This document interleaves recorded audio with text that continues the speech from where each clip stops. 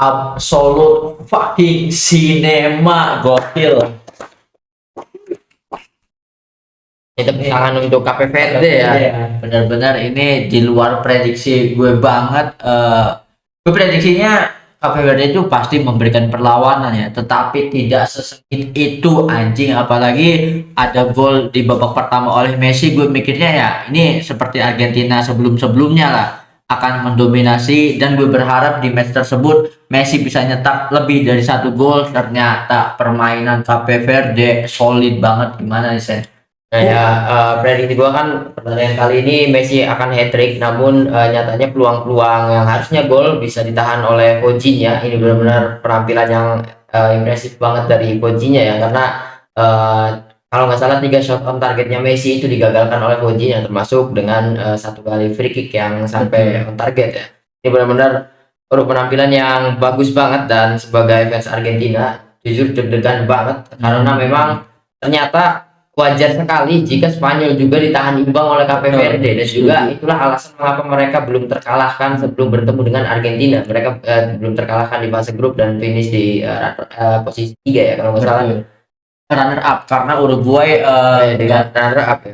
jadi ibaratnya gini ya, meskipun dari match pertama melawan Spanyol yang mendapatkan highlight itu sang kiper yaitu Coutinho, tetapi dalam match kali ini kita menyaksikan bahwa kekuatan lini serang mereka itu juga tidak bisa diremehkan ya, seperti yang sebelumnya menghadapi Uruguay juga, dan kali ini benar-benar counter attack mereka, serangan-serangan mereka, wah dahsyat banget sih. Kalau untuk penyerangan tidak terlalu bagus, yang jelek itu adalah pertahanannya Argentina. Jujur jelek banget di pertandingan kali ini karena banyak sekali miss passing, dan juga telat refleks dari Christian Romero, dari Cuti Romero di pertandingan kali ini. Benar-benar menurut gue tetap ya yang harusnya MVP dari Cape Verde adalah Coutinho. Kenapa? Karena dari 20 tendangannya Argentina menghasilkan 10 kali shot on target ya, dan hanya kebobolan 3 dari 10 percobaan shot on targetnya Argentina itu bukan shot on target biasa ya. Benar-benar ini murni dari refleks dan juga kemampuan dari kiper itu sendiri. Mungkin kalau misalkan kipernya bukan Coutinho,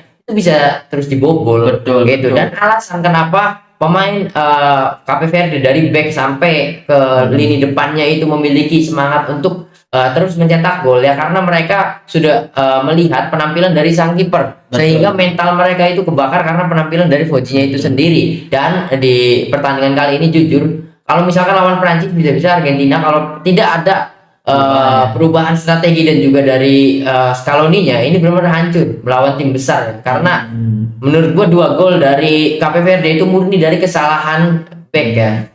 Ini pertahanannya buruk banget untuk Argentina, dan juga Cape Verde bisa memanfaatkannya dengan bagus. Apalagi gol-golnya Cape Verde ini, gol-golnya Prancis banget gitu biasanya. Ibaratnya wah kalau harus rematch lawan Prancis ya PR besar gitu kan. Dan gue juga jadi ingat sama statement dari Carlo Ancelotti ya, yang mengatakan bahwa intensitas permainan Argentina ini rendah banget dan memang terbukti gitu kan. Meskipun under pressure, tetapi mereka intensitasnya masih tetap rendah kan.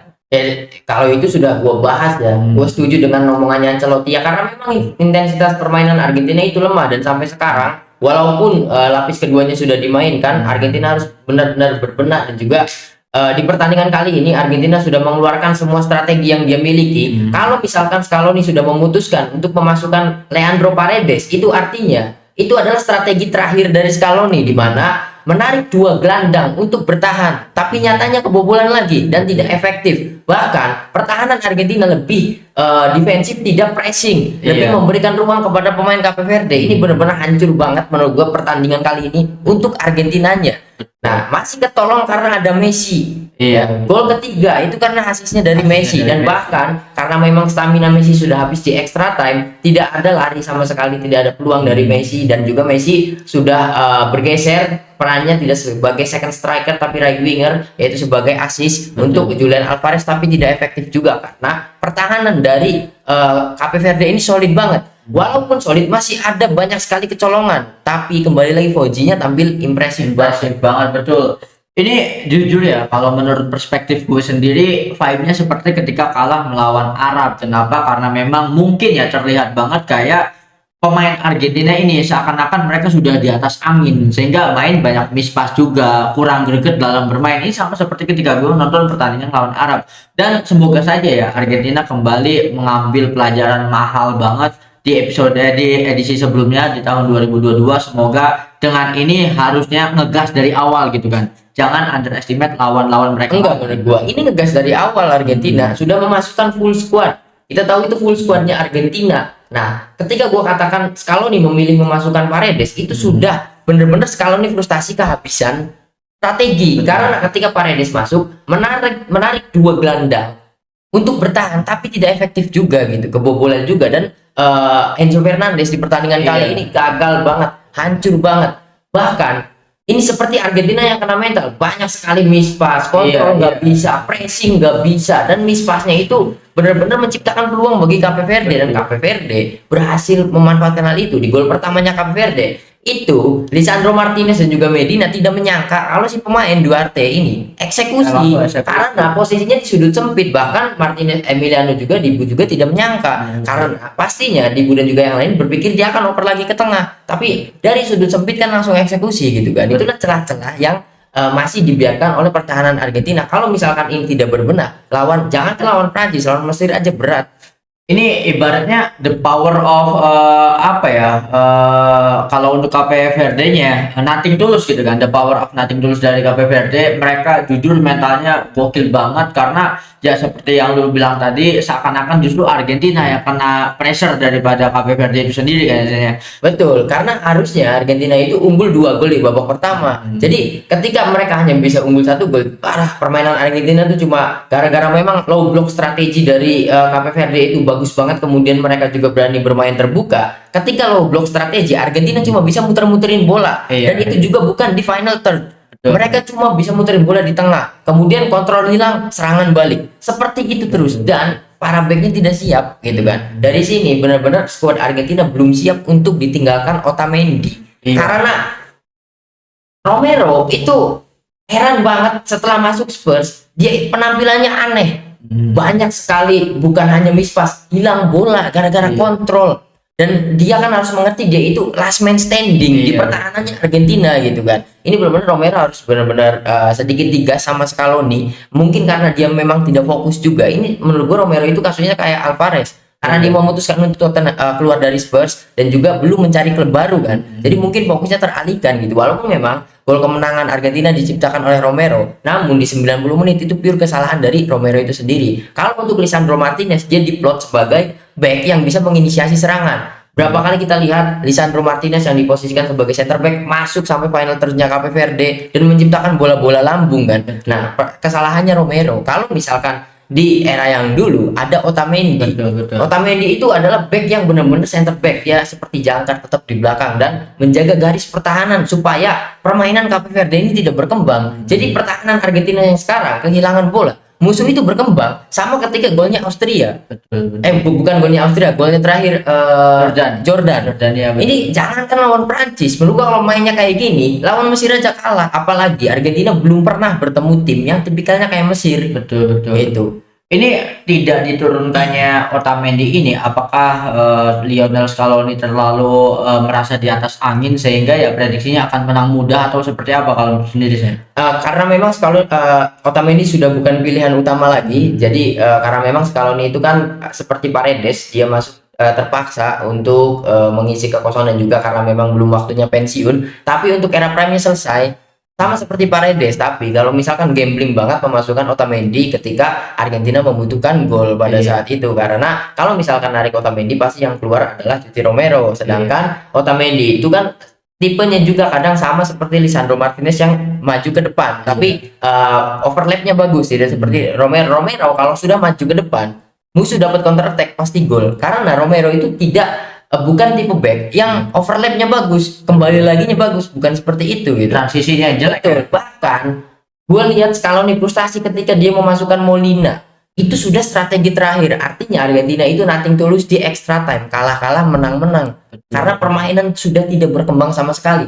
Extra time full 2 kali. Yang pegang temponya Cape Verde. Cape Verde, bahkan sampai menit terakhir juga Cape Verde. Ini benar-benar Cape Verde yang mendominasi Argentina kan. Betul. Tapi menurut gue sendiri ya, ini adalah kemenangan yang mahal buat Argentina karena terbukti ya ketika di grup itu lawannya muda-muda itu juga tidak hanya menghasilkan sesuatu yang positif, tetapi ada sisi negatifnya. Kenapa ya? Karena bisa dibilang mereka itu telat panas gitu kan. Beda sama di tahun lalu, di musim lalu 2022 ketika match pertama kalah dari Arab, gue jujur senengnya kenapa? Waktu itu Argentina kan ada streak, sedang ada di win streak gitu kan, sehingga ya permainannya seakan-akan berasa auto win, sehingga banyak miss pass, banyak lepas kontrol bola apa segala macam, dihajar kenyataan kalah dari Arab. Akhirnya mereka berpikir, akhirnya secara mentalitas mereka sadar dan terbukti recover lagi di pertandingan selanjutnya. Lalu ketika menghadapi Belanda juga, ini ya bekal mental untuk menghadapi Prancis di final juga, dan semoga saja setelah kemenangan mahal ini mereka secara motivasi gitu kan. Takutnya gini Sen, kalau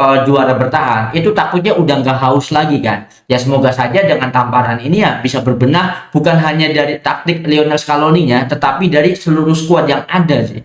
Ya kalau untuk lawan Arab itu tidak seperti ini ya. Arab itu wajib dibantai sama Argentina. Cuma itu kan 3 gol offside, 4 gol bahkan. 2 Messi, 2 Lautaro kan. Itu offside, dan permainan Arab kan jelek banget dan Argentina ini tidak berkembang. Iya. Itu gara-gara waktu friendly ini lawannya mudah terus, dan ini juga baru terjadi kan gitu kan. Nah, DNA ataupun mental Argentina terbentuk di 2022 itu ketika mengalahkan Meksiko. Dari melawan Meksiko, mental mereka itu harus menang. Iya. Menang. Dan harusnya setelah pertandingan kali ini mental mereka memang mental juara. Kembali lagi ke strategi dari Scaloni-nya. 2022 masih bisa mengandalkan satu orang, yaitu Lionel Messi. Iya. Karena stamina-nya masih ada. Messi masih bisa sprint. Tapi di 2026 dengan strategi membiarkan Messi tidak kelelahan, artinya yang lainnya itu harus, ini kan ngeliat Enzo, gua heran sama Julian Alvarez juga. Iya, betul, Ini betul. benar-benar Julian Alvarez lagi kenapa tidak seperti di Atletico saja ketika di Liga Champions itu bagus. Tidak pernah ada hilang bola, hilang kontrol. Tapi selama dia diturunkan di Piala Dunia 2026 ini, sepertinya Alvarez lagi underperform banget. Betul. Begitu juga dengan Enzo Fernandez sebagai gelandang dan juga untuk mengatur ritme penyerangan, dia benar-benar gagal. Bahkan terlihat banyak sekali bola hilang kontrol dari kakinya Enzo Fernandez. Iya, setuju. Kalau misalkan bola hilang dari kaki gelandangnya, itu disebut counter attack. Iya. Dan Cape Verde memanfaatkan hal tersebut gitu. Walaupun memang tidak gol. Ya kalau lawannya Prancis, Salah, jangankan Prancis dulu, Mesir lah yang di hadapan mata gitu kan. Ini harus benar-benar ada perombakan strategi. Menurut gua pasti Scaloni itu orang pintar, pasti mikir habis ini. Dia masih memiliki beberapa opsi pilihan untuk menggantikan peran-peran yang mati ini, seperti Enzo di mana harusnya perannya jadi pivot. Bahkan Nico Gonzalez yang biasanya jadi super sub dan juga pembeda itu tetap tidak bisa apa-apa walaupun ada satu peluang dan corner kemudian gol. Tapi secara overall permainan kita tidak bisa menunggu keajaiban Messi free kick, Messi corner, tidak bisa. Gitu kan. Itu jangan seperti itu. Mungkin Scaloni masih memiliki ya seperti Barco harus dimainkan, Nico Pas juga, Giulio Simeone ya seperti yang kita tahu ya, gua katakan juga kalau di fase knockout itu squadnya sudah beda, dan ini merupakan full squad di grup. Betul. Makanya gue juga bingung ya, gambling terbesar Lionel Scaloni pertama dari awal tidak memainkan Otamendi, lalu dari pergantian yang sudah ada dimanfaatkan, dan 3 darah muda mereka itu tidak dimasukkan, Nico Pas, Simeone, berikut juga Valentin Barco gitu kan.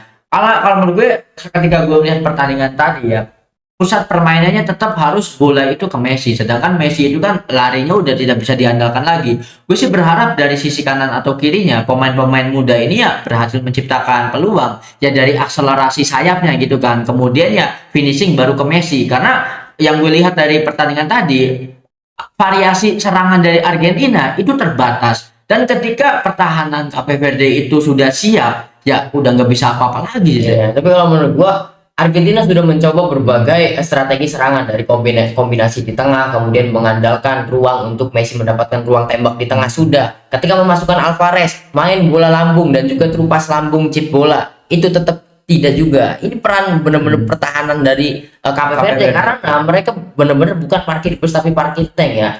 8, 9 bahkan 9 pemainnya itu ada di dalam kotak penalti, sehingga pemain Argentina ya tidak bisa nyalahin Alvarez juga karena memang pertahanan solid juga. Namun yang gue salahin Alvarez itu gara-gara dia terlalu sering banget untuk lepas kontrol bola gitu. Begitu juga dengan Enzo Fernandez. Apalah kalau misalkan bertemu dengan lawan yang agresivitasnya tinggi seperti Mesir, seperti Prancis, apalagi seperti Brazil juga, ini hancur gitu. Ibaratnya gue agak sedikit kecewa ya sama Enzo dan juga Alvarez. Kenapa? Karena dalam episode sebelumnya, kenapa gue yakin Argentina bisa back to back? Karena yang ada di pikiran gue adalah Enzo dan juga Alvarez itu sudah lebih matang. Seharusnya performa mereka jauh lebih baik dari sebelumnya di tahun 2022. Tetapi ternyata yang kita lihat justru sebaliknya, berbeda banget gitu kan, tidak bisa menjadi penentu. Ini benar-benar parah. Bahkan dua golnya itu dicetak oleh seorang back gitu kan, Lisandro dan juga Romero gitu kan. Ini pasti harus ada yang dibenahi nih, Sen. Ya seperti dari tadi awal gua ngegas ini Scaloni harus berbenah, dan juga gua tahu Scaloni itu sudah ada di pikiran dia untuk kedepannya harus seperti apa gitu kan. Ya gua emosi karena kecewa dengan laga ini juga, laga ini aja gitu ya, benar-benar menghibur, benar-benar intensitas tinggi gitu kan. Tapi jujur ada beberapa pemain yang merusak ritme gitu kan. Nah, kenapa Otamendi tidak dimainkan? Ya karena memang generasi yang sekarang dan juga level kompetitif dan juga stamina-nya itu cocok di Lisandro dan juga Cuti Romero. Iya. Nah, kan gue tadi bilang strategi mentoknya Scaloni itu memasukkan Paredes, dalam artian Paredes ini dijadikan jangkar karena dia tidak maju ke depan. Iya. Itu artinya Scaloni sudah melihat nih kekurangan Argentina itu ada di posisi center back. Lisandro dan juga Cuti Romero itu kurang bagus. Sedangkan untuk penyerangan juga tumpul, itulah kenapa Otamendi tidak dimasukkan. Kalau memasukkan Otamendi artinya itu hanya kuat di defense saja, Bukan solusi. bukan solusi, karena Paredes itu kan bisa tadi kan berapa kali peluang-peluangnya Paredes itu nge-switch play langsung ke depan dan itu efektif gitu kan. Dan itulah kenapa Paredes dimasukkan, karena untuk anchor juga, untuk jangkar juga gitu kan. Sedangkan alasan kenapa tidak memainkan pemain muda mereka karena memang secara mentalitas ini butuh mental Mental. banget. Tapi kalau menurut gue ya, setelah hasil seperti ini, apalagi next menghadapi Mesir, kalau menurut gue sebaiknya untuk Argentina sendiri lebih baik ngegas dari awal, memainkan pemain muda dengan target curi gol cepat gitu kan. Karena ketika situasinya yang sama, imbang ya di babak kedua, barulah mentalitas dari para senior yang menjawab. Betul, dan juga harusnya Simeone itu mendapatkan tempat, berhubung penampilan dari Molina dan juga Montiel itu kurang banget. Kurang banget. Di edisi kali ini jomblangnya di sisi kanan. Kalau untuk Medina, gue masih respect karena dia bisa membuka ruang dan juga bisa akselerasinya bagus, bisa overlap juga. Namun kan kita lihat tadi Medina mengalami bukan cedera, sepertinya dia kram kaki dan juga kelelahan otot. Kemudian juga ada McAllister juga sama kelelahan otot juga, Enzo juga sama hamstring. Ini benar-benar harus Scaloni harus memilih masukin Barco atau Simeone untuk pertandingan melawan Mesir. Karena benar tadi Argentina butuh akselerasi di babak pertama dan juga jangan santai ketika berhasil menciptakan satu gol. Iya. Ini tuh kasusnya sama ketika melawan Austria, mereka hanya santai dengan satu gol. Iya. Dan gol terakhirnya ada di Messi. Kemudian ketika mereka mencetak 2 gol, Jordan nyetak gol dan harus nyetak gol lagi gitu kan. Sedangkan dari pertandingan di fase grup, negara-negara lain pasti belajar untuk menutup ruang dari Messi sendiri. Karena kan memang terbukti ya, Messi kalau di man-to-man marking 2 orang ya susah juga gitu kan. Ya ini waktunya tampil. Kalau menurut gue ya, kenapa sekarang dominan dimainkan pemain-pemain yang senior, padahal formula di tahun 2022 sendiri, Enzo dan juga Alvarez waktu itu kan masih muda, tetapi berani. Karena yang kurang dari Argentina sekarang, akselerasinya benar-benar rendah banget gitu, Sen. Mendapatkan celah untuk melakukan serangan balik, lalu ya kebanyakan mentok gitu kan, tidak langsung finishing nyetak gol. Kalau untuk skema bagus ya, bagus untuk counter attack dan juga segala macamnya. Cuma satu, bolanya gampang banget hilang dari kontrol, bahkan kontrol bola entah kena pemain Cape Verde. Itu yang salah maksud gue tuh. Enzo itu menempatkan diri sebagai gelandang bagus, Alvarez juga menempatkan posisi sebagai striker bagus, tapi ketika bola datang ke kaki mereka selalu hilang. Itu kan masalahnya. Lebih terkesan kayak demam panggung ya. Betul, padahal Enzo kan kita tahu dia ngiterin mendapatkan beberapa kali shoot gitu kan, maksa walaupun tidak jadi. Tapi nyatanya ketika Enzo mendapatkan bola kemudian di press, bola itu pasti hilang gitu. Iya. Dan juga Pak, ini applause banget untuk Cape Verde, karena ketika pemain Argentina berada di final mendapatkan bola, itu langsung di pressing 3 orang kan. Nah itu dia salutnya dari Cape Verde. Banyak sekali kita lihat seperti misalnya Senegal, ketika mereka itu kan di babak pertama, begitupun kemarin Inggris terakhir lawan Kongo ya. Lupa Kongo ya, ibaratnya di menit ke 80-an mereka itu udah hilang fokus. Sedangkan kalau untuk defensif, bukan defensif, semua pemain dari Cape Verde bahkan sampai babak extra time semuanya tidak ada yang hilang fokus sama sekali. Kenapa tidak hilang fokus? Yang pemain hilang fokusnya akan ditarik. Ini kepintaran Nah, dari pelatih Cape Verde. itu, Di menit setuju. 80 memasukkan dua pemain, di mana dua pemain itu adalah center back dan juga gelandang. Kemudian di extra time mereka memasukkan dua pemain lagi, back dan juga striker. Iya, betul. Gitu. Jadi intensitas mereka itu benar-benar terjaga. Jaga, betul. Dari Cape Verde, bahkan di extra time Argentina yang nggak bisa ngapa-ngapain. Betul. Ini benar-benar Simeone itu pikirkan lini kanan harus dipikirkan karena semua pemain mudanya Argentina itu di kanan. Betul. Nico Pas kanan, Simeone kanan, dan Barco kanan. Semuanya kanan itu harus dipikirin. Itu harapannya ketika terakhir kali melawan Brazil itu friendly ya. Kalau bisa intensitas seperti ketika melawan Brazil saja, wah itu luar biasa. Tetapi ya balik lagi ketika menghancurkan Brazil, itu kan yang perform Enzo, sedangkan yang sekarang Yang patut kita ingat juga, waktu itu Brazil Ancelotti bukan. betul udah yang Sekarang Ancelotti, dan juga pada saat itu mainnya di publik Argentina. Brazil pada saat itu skuad siapa sih Brazil? betul. Dengan wah hancur semua kan. Tidak Pada menjadi saat itu. gambaran untuk Piala Dunia kali Iya, ini. beda banget, jelas beda banget. Brazil waktu itu masih ada Richarlison. Betul. Ya, itu kan sekarang ada Ancelotti dan juga mereka mental mereka sudah kembali kan dengan semangat juang Casemiro karena memang Piala Dunia terakhir juga, Marquinhos juga gitu kan. Ini sulit menurut gua, tapi pasti gue percaya Scaloni itu sudah memikirkan taktik selanjutnya. Karena pelatih ini itu selalu, walaupun memang kadang strateginya selalu mentok, melawan Belanda mentok, melawan Prancis mentok, pure mengandalkan keajaiban Messi dan Di Maria di 2022. Nah, untuk sekarang menurut gua kalau misalkan masih mengandalkan keajaiban dari Messi itu masih kurang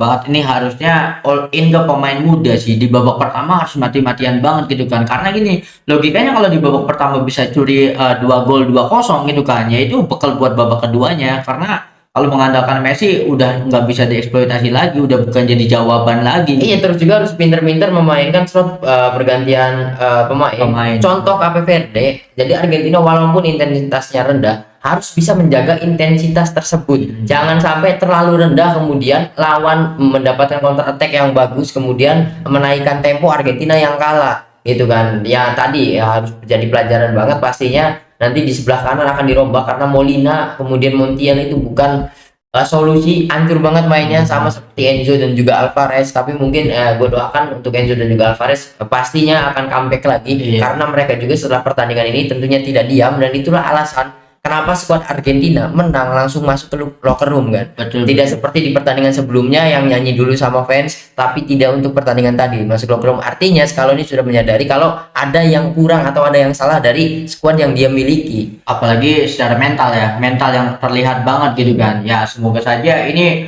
kemenangan yang mahal, karena gini Sen, ibaratnya mentalitas para pemain itu ketika di atas angin pasti mainnya ya begini gitu kan. Tetapi kalau mereka sudah mulai sadar bahwa ada kemungkinan kalah, ya itulah apinya gitu kan. Ya semoga saja hasil pertandingan melawan Cape Verde itu akan menyalakan api dari semua skuad Argentina sih. Apalagi semakin langkah semakin jauh di Piala Dunia, lawan semakin berat ya. Yang sebelumnya Cape Verde jadi diunggulkan, tapi banyak juga yang mengunggulkan tentunya. Dan juga dari segi permainan Cape Verde itu wajib menang dengan permainan Argentina yang seperti ini. Betul. Gitu kan. Tapi ya Argentina juga wajib menang juga karena mereka tidak bermain buruk, mereka bermain bagus. Cape Verde-nya juga lebih bagus Lebih ibaratnya kan. Wah ini benar-benar, tapi lagi dan lagi ya gue sih menyoroti ada hal positifnya itu lebih banyak daripada hal negatifnya dari pertandingan kali ini untuk Argentina itu sendiri sih, untuk berbenah gitu kan secara mental aja. Jangan underestimate, jangan mikir apalagi gini ya.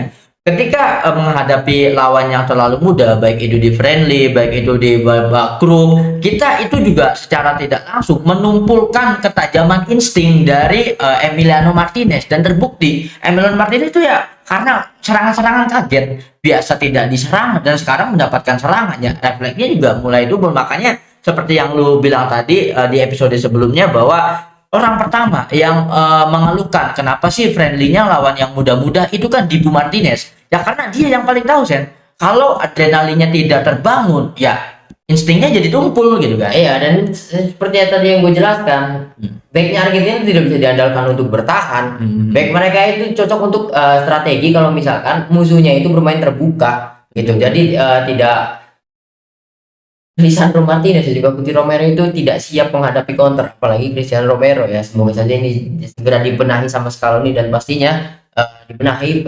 Kalau dibandingkan dengan penampilan Senesi melawan Jordania, bagusan Senesi menurut gua karena dia tipe back yang bisa memutus counter attack Iya, dan juga bisa meng-clearance bola dan juga nggak tahu kenapa Christian Romero itu padahal dia ditunjuk sebagai next The next captain captain, setelah Messi, tapi performanya benar-benar under banget. ya, meskipun 2 gol ini juga bentuk tanggung jawab dari backnya ya, Lisandro dan juga Romero mencetak gol, tapi ya ini lagi dan lagi untuk next matchnya ya, banyak sekali yang harus dibenahi dan segera gitu ya. Ibaratnya kalau gue jadi Scaloni ya, menang-menang kalah-kalah udah gitu aja gitu kan, jangan banyak apalagi gue takutnya Leon Scaloni masih menyimpan gitu.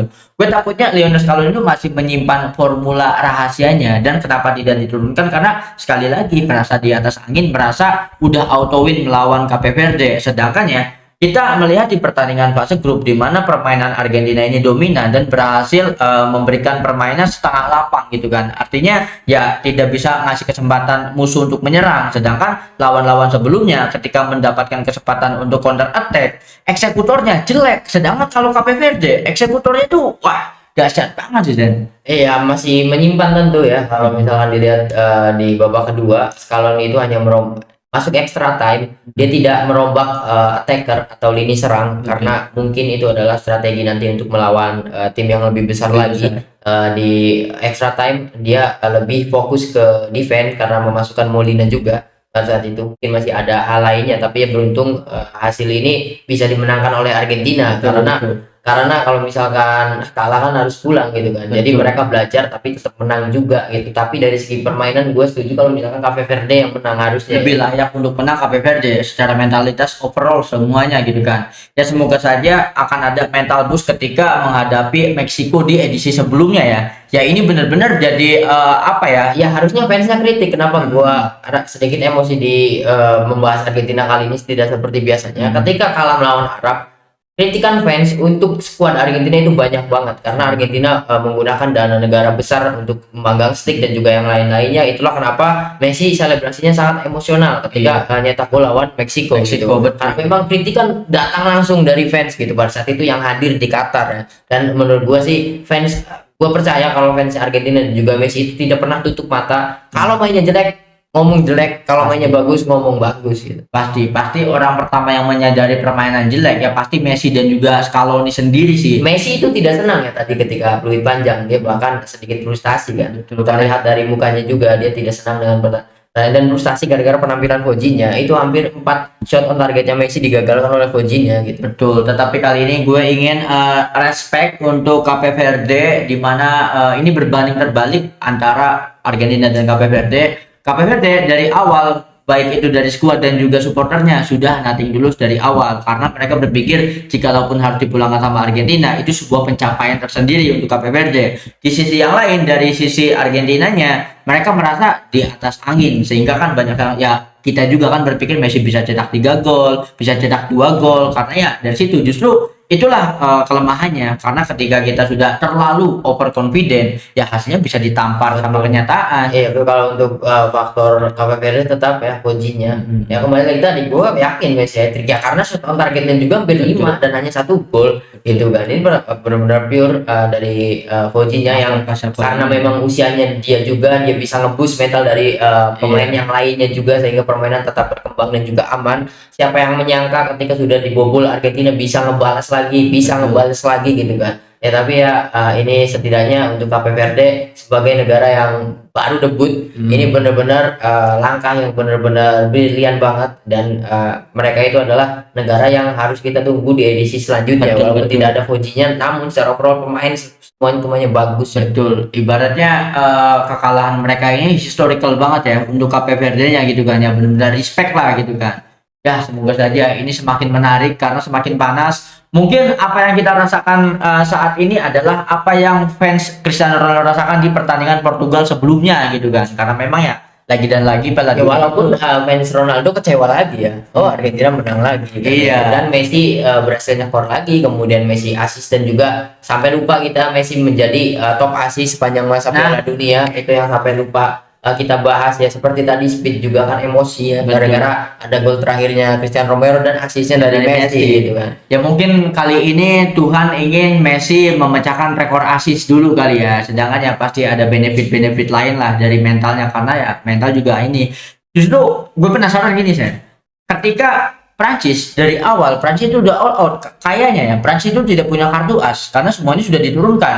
Bahkan ketika mereka dipastikan lolos saja ketika menghadapi Norwegia, Norwegia memilih untuk menyimpan pemain kunci mereka, Prancis langsung full squad gitu kan. Nah, ini juga ada potensi kelemahan juga, bisa jadi udah terbaca oleh negara-negara lain, dan ujian terbesarnya nanti kalau bisa sampai menghadapi Spanyol gitu kan. Dan untuk Argentina setelah pertandingan kali ini bekal untuk memperbaiki mereka di pertandingan-pertandingan selanjutnya, yaitu menghadapi Mesir kan. Iya betul. Kalau untuk Prancis gue tetap jagokan mereka menang lawan Spanyol, karena Prancis masih menyimpan tidak Prancis belum mengeluarkan semua kekuatan mereka. Betul. Kenapa? Karena walaupun gue benci, dan bukan benci sih ya, gue itu selalu underestimate Marcus Thuram, Iya. tapi Prancis belum pernah bermain long ball dan belum pernah memainkan permainan Iya. dengan formasi satu striker Betul. dari grup sampai sekarang. Wah. Dan Marcus Thuram selalu disimpan. Iya. Itu adalah win-win solution ketika Prancis buntu memasukkan Kolomuani di final. Dan itu efektif juga. Iya, Dan betul. itu masalah keberuntungannya Kolomuani sama Dibu saja. Keberuntungannya lebih besar Dibu. Dibu lebih Gitu. Dan itulah strategi yang disimpan oleh Deschamps, karena dia masih menyimpan Marcus Thuram.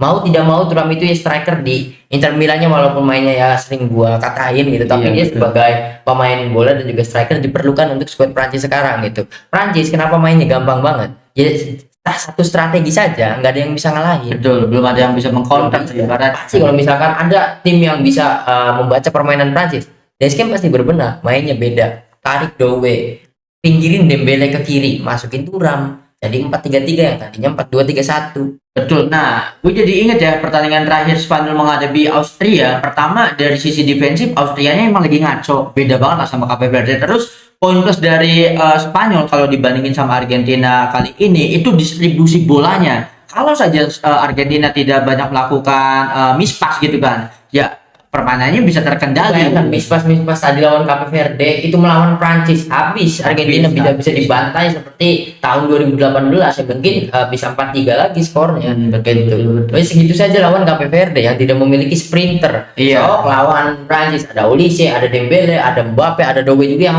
Barcola juga, yang sprintnya edan-edanan, itu habis pasti. Ya harapannya sih sebagai fans Argentina semoga ditunda dulu lah barbeque-barbequeannya gitu kan, karena sekarang mereka sudah tertampar banget dan ini udah waktunya unleash the beast ya, udah waktunya keluarkan gitu kan sisi lapar mereka. Gue takutnya mereka tuh sisi laparnya yang berkurang gitu kan. Ya nggak apa-apa barbeque-nya terusin, tapi ketika makan barbecue bareng ngomong berbenah gitu kan sama pemain yang lain, tanyain kenapa mainnya kayak gitu dan juga segala macam. Ya pasti ya gue tetap percaya Argentina pasti akan sampai ke final, dan harapan gue juga Argentina bertemu dengan Prancis lagi ya, walaupun nanti hasilnya seperti apa kita akan tunggu, karena yang paling gue nantikan adalah duel antara Messi dan juga Mbappe, karena salip-salipan berkat gol ini Messi menjauh dari Mbappe setelah didekati ya, meskipun beda 1 gol ya Betul. ibaratnya kan, tetapi ya sesuai prediksi Mbappe juga. Ketika Mbappe ditanya gimana menurut tentang top skor sekarang, gue nggak mau ngomong apa-apa, Messi pasti nyekor lagi dan terbukti gitu kan.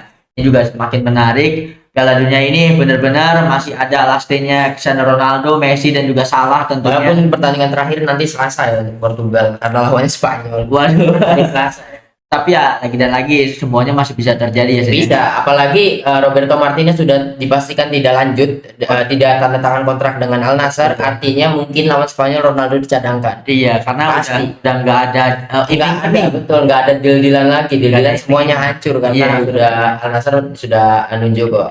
Ini ya, Agne.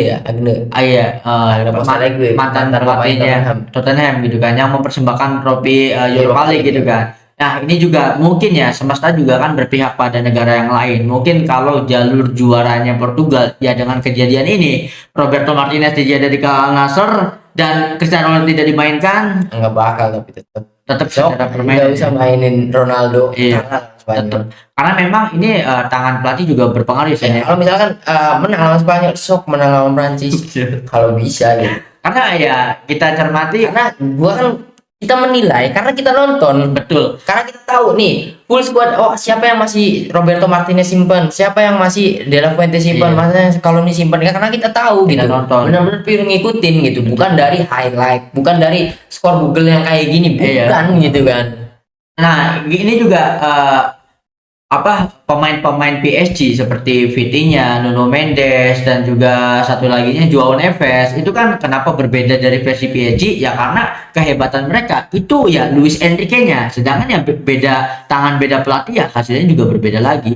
Ya mereka hebat gara-gara di situ ada Dembele, Nah, Kvaratskhelia, Doué, Fabian Ruiz, as a team itu ya, kan. mereka itu tim. as a team, sedangkan ya tidak bisa dibandingkan dengan Portugal lagi. Ya kalau mereka suruh main di PSG, yang namanya yang paling menonjol bermain cuma Nuno Mendes. Iya. Vitinha sama Joao Neves itu tidak terlalu. Tidak terlalu. Ya Vitinha bisa hat-trick di Champion ya wajar ya, itu keberuntungan Vitinha ya. Iya. Karena nendang gol gitu. Kalau dari overall permainan jelek, ya maksudnya bukan jelek, standar gitu kan, Standar. biasa aja gitu. Betul.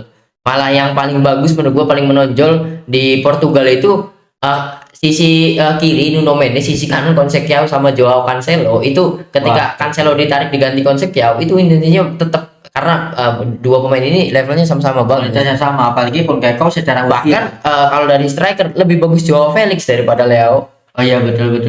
Bagus Joao Felix, bisa membuka ruang, menusuk ke dalam, walaupun memang keberuntungannya kurang ya. Betul. Gagal lagi nggak gol gitu. Betul. Kita menantikan lah, semoga saja jikalaupun Argentina harus gugur, jikalaupun gitu kan, gue sih berharapnya jangan gitu kan. Semoga semua kekuatan dikeluarkan. Gue penasaran darah muda mereka, Simeone, Nico Pas, dan juga Valentin Barco, semoga saja menjadi jawaban seperti di edisi sebelumnya. Enzo dan juga Julian Alvarez juga menjadi something gitu kan bagi formulanya Argentina itu sendiri. Iya, dan pasti akan seperti itu karena Scaloni masih menyimpan ya. Yaitu tadi greget karena memang Argentina bisa disalip unggul lagi gitu. Jadi tidak memasukkan pemain-pemain ini gitu karena sok habisin dulu pemain muda, dan supaya strategi dia tidak terbaca juga untuk next match-nya gitu. Pasti akan ada perubahan. Pasti ada, karena hal ini terjadi juga di 2022 gitu kan.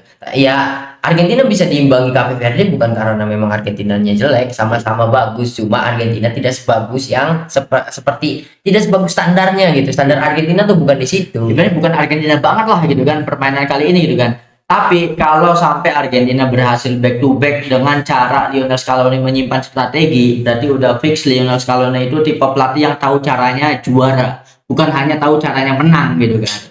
Ada yang mau dibahas lagi nih, Sen? Kita sudah sampai di sini ya. Mungkin kita sudah sampai di sini apa yang sudah kita bahas tentang Argentina, lagi dan lagi Piala Dunia penuh plot twist dan semuanya semakin menarik. So, drop opini kalian tentang apa yang sudah kita bahas dalam video kali ini. Thank you banget yang udah nonton episode kali ini sampai habis. Jangan lupa buat komen, like, share, dan juga subscribe tentunya. Sampai jumpa di episode selanjutnya.